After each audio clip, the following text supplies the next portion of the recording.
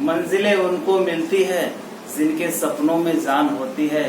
पंखों से कुछ नहीं होता, हौसलों से उड़ान होती है। जी हाँ दोस्तों, मैं आपका अपना दोस्त मकरंद ध्वज आपके अपने YouTube channel Hindi with MD sir में स्वागत करता हूँ। जैसा कि पिछली वीडियो में आपको हमने हिंदी के बारे में बताया, आज हम उसी क्रम में आगे चल रहे हैं। हिंदी की क्लास आज चलेगी और हिंदी की क्लास को आपको ध्यान देना है। चलिए दोस्तों, हमने पिछले वीडियोज में आपको बताया था कि आपको स्वर और व्यंजन के बारे में, स्वर व्यंजन को हमने पूर्णतः समाप्त कर दिया था। आज जो टॉपिक आपकी होगी वो आपकी होगी घोषत्व और प्राणत्व के आधार पे, मतलब घोष और प्राण के आधार पे आपको देखना है कि क्या क्या होते हैं। तो मित्रों ध्यान देना है, जो आपकी टॉपिक होगी वो घोषत्व और प्राणत्व के आधार पर आज हम देखते हैं कि कौन कौन से सघोष होंगे, कौन कौन से अघोष होंगे, कौन कौन से अल्प प्राण होंगे, कौन कौन से महाप्राण होंगे। इस चीज को आपको ध्यान देना है।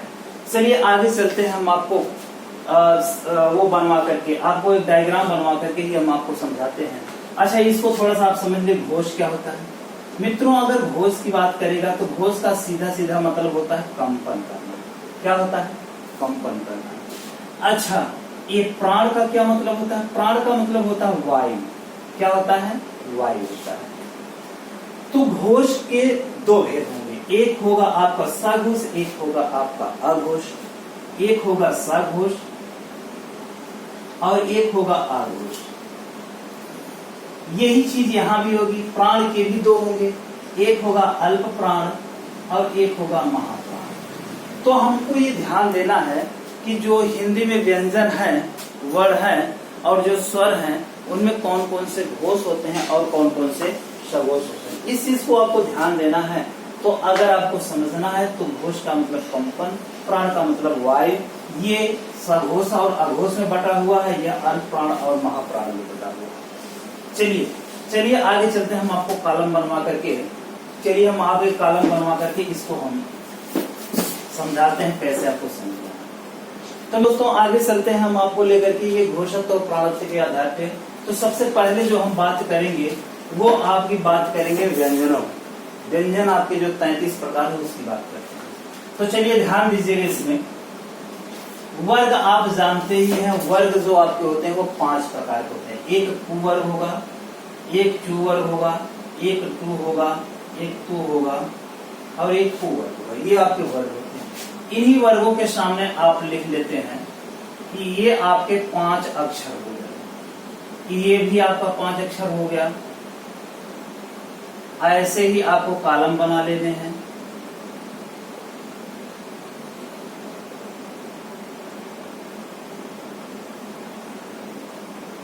न प प ब म, यही आपको बना ले रहे हैं। तो आपको एक वर्ग में 5, तो 5 बचे 25। ही हमने आपको पिछली वीडियो में आसपास व्यंजन के नाम से आपको बताया था। अब यही को हम देखते हैं, इनमें कौन घोष होंगे, कौन सा घोष है। मित्रों ध्यान दीजिएगा, यही ध्यान देना है कि हमने 2 को एक साथ ले लिया है और 3 को एक साथ ले लिया है। यही ध्यान देना है। क्वेश्चन पूछे जाते हैं, अक्सर एग्जाम में आपके आते हैं, यही आपको ध्यान देना है। तो ध्यान दीजिएगा कि जो आपके वर्ग, ये तो वर्ग हो गए, वर्ग के ये पंक्ति जो होगी ये वर्ग को डिनोट कर रही है। तो किसी भी वर्ग के प्रथम और द्वितीय वर्ण को हम अघोष वर्ण कहते हैं। क्या कहते हैं? अघोष। घोष का मतलब कंपन। अगर अलगत, इसका मतलब है कि जिन वर्णों के उच्चारण में जिह्वा कम कंपन करेगी अघोष और तथा ज्यादा करेगी सघोष। जिनके उच्चारण में हमारे मुख से कम वायु निकलेगी अल्प प्राण और जिनमें ज्यादा निकलेगी वो महाप्राण होंगे। तो ये आपकी चीजें हैं। तो यह जो होगा वो अघोष वर्ण होंगे। कहने का मतलब है कि प्रत्येक वर्ग का पहला और दूसरा अक्षर जो होगा वो अघोष वर्ण होगा। अच्छा, बाकी का 3 जो बच रहा है, 3 को हुई हम क्या कहेंगे? सघोष वर्ण कहेंगे। क्या कहेंगे मित्रों? अघोष हो गया और ये आपका सघोष हो गया। मतलब तीसरा, चौथा, पांचवा सघोष, पहला, दूसरा अघोष। ठीक। अच्छा चलिए, इसी में हम आपको अल्प प्राण महाप्राण की बात कर रहे हैं। किसी भी वर्ग का जो प्रथम अक्षर होगा, तो ध्यान दीजिएगा, ये प्रथम अक्षर जो होगा यह अल्प प्राण होता है। दूसरा अक्षर क्या होगा, महाप्राण होगा। तीसरा फिर क्या होगा, अल्प होगा। चौथा क्या होगा, महा होगा। और पांचवा क्या होगा, अल्प। ए यम ए, ये आप कर सकते हैं। अच्छा, अब इसको आपको समझना होता है कि कभी कभी प्रश्न ये भी पूछ लेता है कि आपको पूछ लेगा कि अघोष और महाप्राण बताइए, तो अघोष वाले में पहले दूसरे में देखिएगा और महाप्राण वाली लाइन देखिएगा। तो ये पहली लाइन अल्प प्राण की, ये दूसरी लाइन महाप्राण की, फिर यह तीसरी अल्प, यह चौथी महा, ये पांचवी अल्प। लेकिन ये तीनों के तीनों सघोष होंगे और ये दोनों के दोनों अघोष होंगे। प्रश्न आपका किसी भी तरह अगर पूछता है तो आपको इसी तरह हल कर लेना है। तो ये आपके हो जाते हैं अघोष, सघोष, अल्प प्राण, महाप्राण, केवल 25 व्यंजन के लिए होते हैं। आगे भी हम चर्चा करते हैं, आगे भी आपके कैसे होते हैं। चलिए मित्रों, अगर इसका स्क्रीनशॉट लेना हो तो आप ले लीजिए,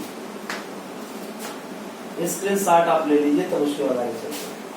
चलिए आगे की बात करते हैं। फिर से एक बार आप उसको ध्यान दीजिए कि वर्ग का पहला और दूसरा अक्षर अल्प प्राण अघोष, तीसरा चौथा पांचवा सघोष। किसी भी वर्ग का प्रथम अक्षर अल्प प्राण, दूसरा अक्षर महाप्राण, तीसरा अल्प, चौथा महा, पांचवा अल्प। इस क्रम में याद आपको रखना है। ठीक है, तो चलिए और भी आपके बच रहे हैं, और पर हम भी अब चर्चा करते हैं, और भी क्या बचे हुए हैं। चलिए और आगे की अगर बात करें तो आगे की अगर हम चर्चा करते हैं तो इसमें आपको ध्यान देना है कि जो इसके बाद आपके जब प फ ब भ म हो जाते हैं, उसके बाद य र ल व आपका शुरू होता है, मतलब अंतस्थ व्यंजन। क्या शुरू होते हैं मित्रों, अंतस्थ व्यंजन। अंतस्थ व्यंजन में या, व, र और ल, ये आपके चारों वर्ण। ये चारों वर्ण मित्रों ध्यान दीजिएगा, पहली बात तो ये चारों वर्ण जो होते हैं वो अल्प प्राण वर्ण होते हैं। क्या होते हैं, अल्प प्राण होते हैं, तथा ये सघोष वर्ण होते हैं। क्या होते हैं मित्रों, अल्प प्राण और सघोष वर्ण जो होते हैं वह आपके अंतस्थ व्यंजन होते हैं। फिर अगली पॉइंट आती है ऊष्म व्यंजन की।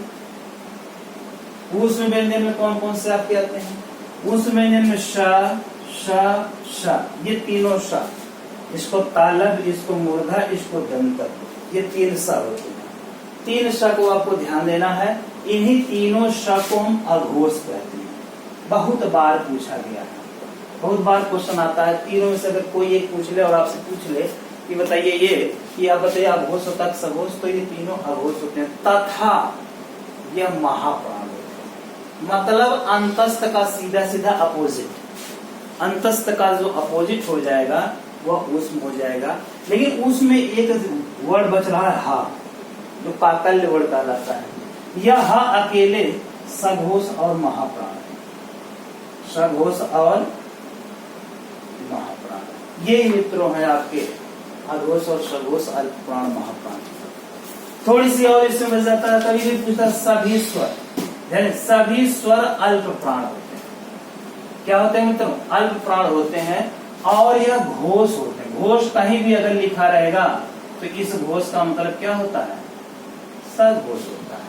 सभी स्वर अल्प प्राण तथा घोष वर्ण होते हैं, अल्प प्राण तथा घोष वर्ण होते हैं। चलिए इसके साथ ले लीजिए। उम्मीद है कि आप लोग इसके साथ ले लिए होंगे। फिर आगे चलते हैं, मिटाते हैं इसको। तो आप हमको उम्मीद है समझ गए होंगे। अंतस्थ व्यंजन अल्प प्राण और सघोष होते हैं, उस व्यंजन अघोष और महाप्राण होते हैं, लेकिन ह आपका सघोष और महाप्राण होता है। और सारे के सारे स्वर अल्प प्राण और घोष, घोष का मतलब होता है सघोष। चलिए ये तो आपकी बातें रही कि ये आपके हो गए अल्प प्राण और महाप्राण, घोष तथा घोष की बातें। आगे एक प्रश्न और आपसे पूछा जाता है, इस चीज को ध्यान दीजिएगा कि स्वरों का जो विभाजन किया गया वो 3 आधार पर किया गया है। अगर स्वर का विभाजन की बात किया जाए, स्वरों का विभाजन, स्वरों का विभाजन मित्रों 3 प्रकार से किया गया है। पहला प्रकार जो होता है और दूसरा और तीसरा। पहला जो होता है वो जिह्वा का आधार है। किसका आधार है मित्रों, जिह्वा का आधार है। अच्छा, दूसरा आधार जो है वह आपका मुख का आधार है। किसका आधार है? मुख का। और तीसरा जो होगा वो ओष्ठ का आधार होगा। ये 3 प्रकार से आपके बांटे गए हैं। कई प्रकार से बांटे गए हैं? 3 प्रकार से। तीनों प्रकार में जिह्वा को 3 भाग में फिर बांट दिया गया है। एक आपका होता है अग्रस्वर, एक आपका होता है मध्य स्वर, और एक आपका होता है पश्च स्वर। ये 3 प्रकार इसके हैं। अच्छा, मुख के आधार को देखिए। मुख के आधार को कितने भागों में? 4 भागों में बांट दिया गया। कितने में मित्रों? 4 भागों में। 4 भागों में पहला होता है विवृत, अर्ध विवृत, समृत, अर्ध समृत। अच्छा, ओष्ठ के आधार पर देखिए। ओष्ठ के आधार वाला देखिएगा, इसको कई भागों में बांटा गया? इसको 2 भागों में बांटा गया। एक को बांटा गया वृत्तमुखी और एक को बांटा गया है अवृत्तमुखी। तो मित्रों, यही ध्यान देना है कि ये जो स्वरों का वर्गीकरण किया गया है, ये अग्र, ये मध्य, ये पश्च, ये विवृत, अर्ध विवृत, ये और ये वाले, आपको इसके अंतर्गत आते कौन कौन से वर्ण?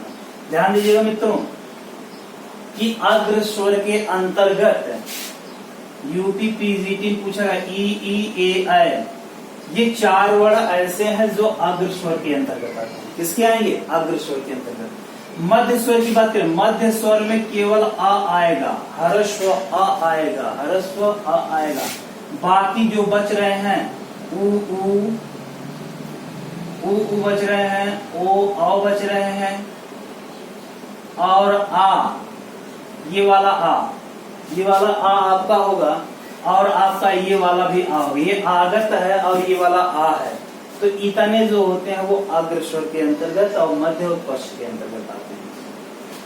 चलिए, विवृत के अंतर्गत ध्यान दीजिए। विवृत के अंतर्गत केवल आ आता है। विवृत का मतलब होता है खुला हुआ, मतलब मुख है पूरी तरह खुला हुआ। जिन वर्णों के उच्चारण में हम अपने मुख को पूरी तरह ओपन कर देते हैं वो विवृत होता है। अच्छा, ये होता आ, आई, आओ, ये जो होता है वो अर्ध विवृत के अंतर्गत आता है। किसके आता है? अर्ध विवृत के अंतर्गत। समृत के अंतर्गत ई, ए, आई,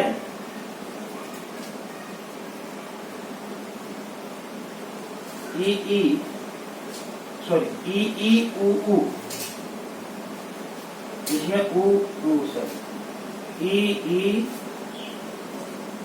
ऊ, ये समृद्ध के अंतर्गत आएंगे। अच्छा, अर्ध समृद्ध का विषय में ध्यान देना है। कौन बचा है? एक ए बचा हुआ है, एक ओ बचा हुआ है। यह अर्ध समृद्ध के अंतर्गत आएगा।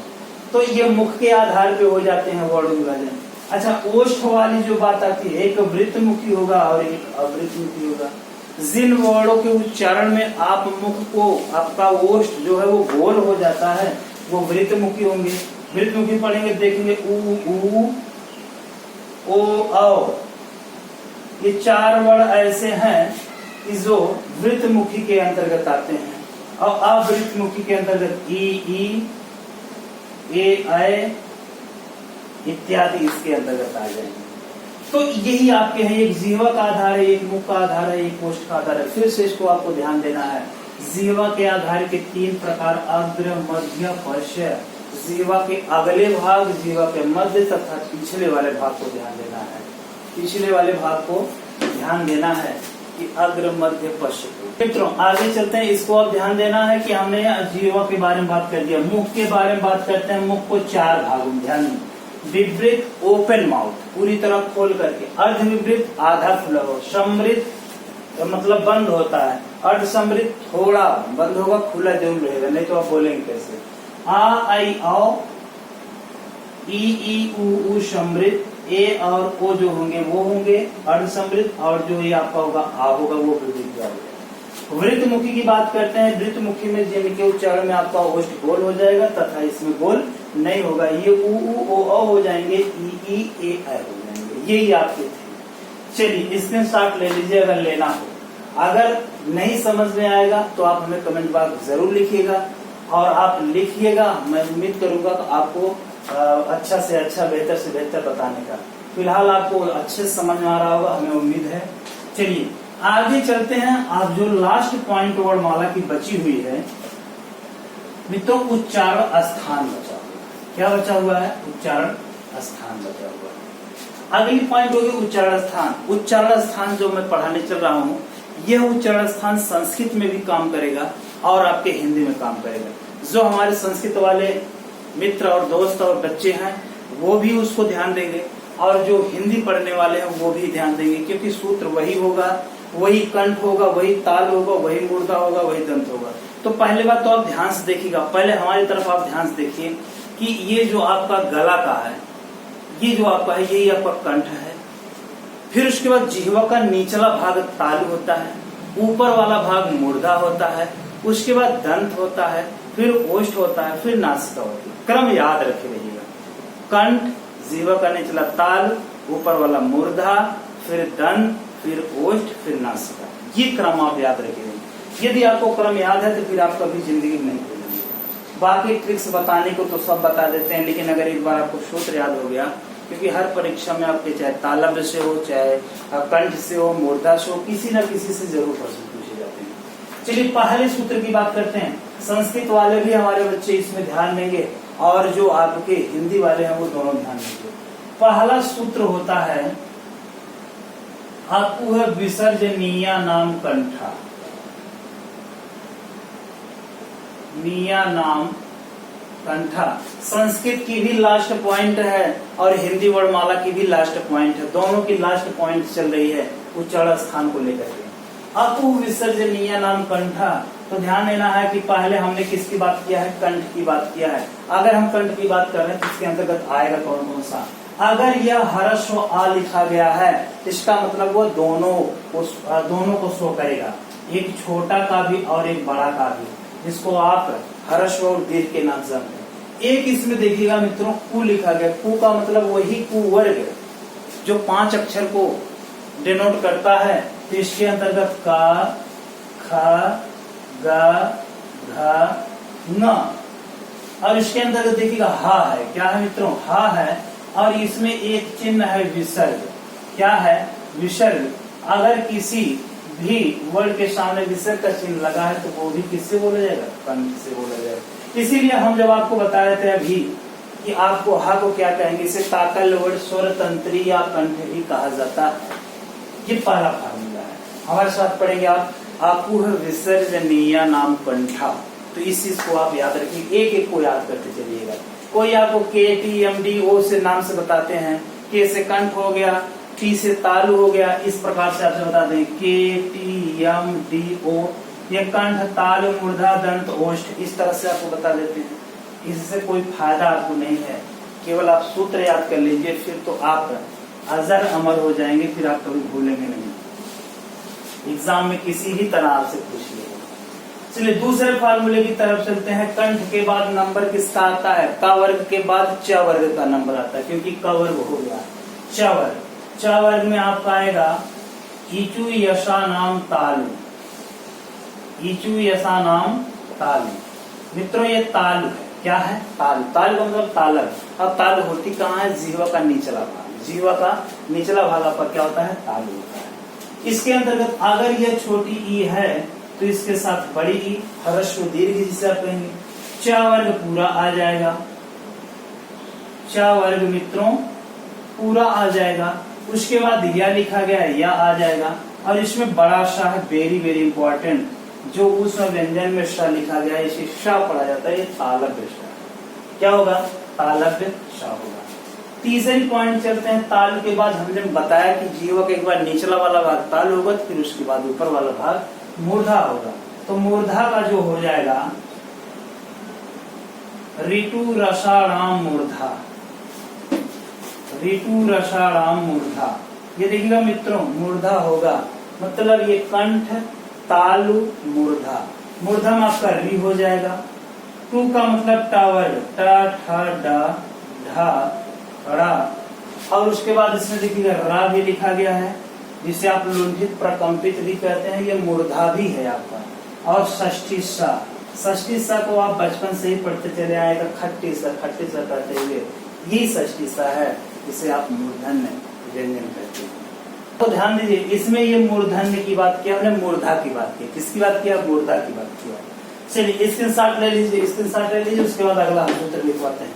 ये 7, 8, 9 फार्मूले आपके हैं जो हिंदी और संस्कृत दोनों के लिए कारगर होते हैं, दोनों के लिए आपके एग्जाम में आपसे पूछे जाते हैं, तो आपको याद कर लेना है। आपको विसर्जनीय नाम कंठा, इचु यशा नाम तार, ऋतु रसा नाम मूर्धा, तीनों के अंतर्गत आने वाले वर्डों पर भी आपको ध्यान देना। अक्सर एग्जाम में स के बारे में पूछ लेता है, श के बारे में पूछ लेता है। चलिए आगे की चर्चा करते हैं। अगला चौथा सूत्र होगा, हमने आपको बताया पहले कंठ होगा, फिर तालु होगा, फिर मूर्धा होगा, और उसके बाद जो नंबर आएगा वो दंत का नंबर आएगा।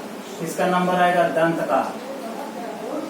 ऋतु लसा नाम दंता, ऋतु लसा नाम दंता, ये ध्यान देना है मित्रों। दंत, दंत को दंता कहा जाता है संस्कृत में। तो यह री है और तू का मतलब ता वर्ग हो जाएगा। क्या हो जाएगा मित्रों? ये ता वर्ग हो जाएगा। उसके बाद फिर ला भी लिखा गया और छोटा सा, जिसे आप दंती सा के नाम से जानते हैं। किसके जानते हैं मित्रों? दंती के नाम से।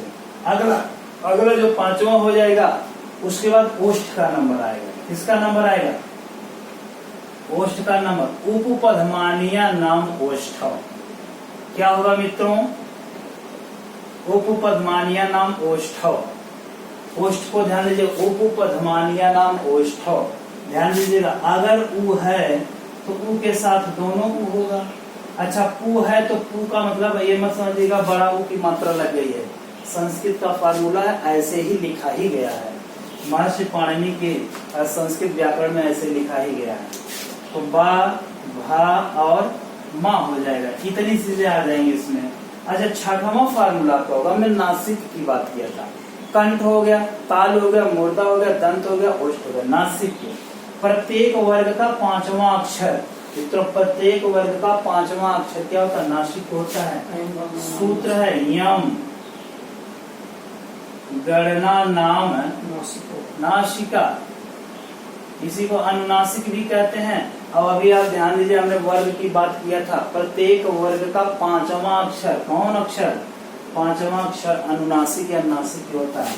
तो इसके अंतर्गत यहाँ आएगा, माँ आएगा, न आएगा, गड़ा आएगा, न आएगा। प्रत्येक वर्ग का 5वां अक्षर, इसी को एक नाम से और जानते हैं, पंचमाक्षर। क्या जानते हैं मित्रों? पंचमाक्षर भी नाम जानते हैं।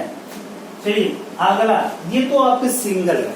क्या रहे मित्रों? सिंगल, मतलब जो एक अंग की सहायता से बोले, कोई कंठ, कोई ताल, कोई मूर्धा, कोई दंत, कोई ओष्ठ से बोला गया। लेकिन कुछ फार्मूले ऐसे भी हैं कि जो आपके 2 अंगों से बोले जाएंगे, उन पर भी हम चर्चा करते हैं। चलिए स्क्रीनशॉट ले लीजिए, साथ साथ याद करते चलेगा। ऋतु लसा नाम दंता, उपपदमानिया नाम ओष्ठ, यम गणना नाम नासिका। चलिए मित्रों आगे चलते हैं 7वें फार्मूले की तरफ। 7वें, हिंदी और संस्कृत दोनों वाले बच्चे ध्यान देंगे। चलिए अगला जो 7वां फार्मूला होगा, 7वां फार्मूला होगा ए द्वैत कंठ ताल। क्या है मित्रों? ए द्वैत कंठ ताल। तो इसकी में जो आएगा केवल ए आएगा। अगर ए है तो ए के साथ और कौन उड़ा सकता है? आई भी आएगा। ए के साथ आई आएगा, छोटा आ के साथ बड़ा आ आएगा, छोटी ई के साथ बड़ी ई आएगी। तो ऐसे ये भी आपके आ जाएंगे।